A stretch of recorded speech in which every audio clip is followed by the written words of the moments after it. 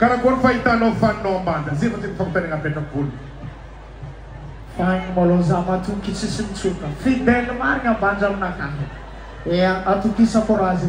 Amsal sawe. Kalau sih sama tu fazat sim gadre itu. Ok, Sal, merci beaucoup, Zalain. Merci. Allez, coucou à la Rojab de la part de Kessi Valera. Merci.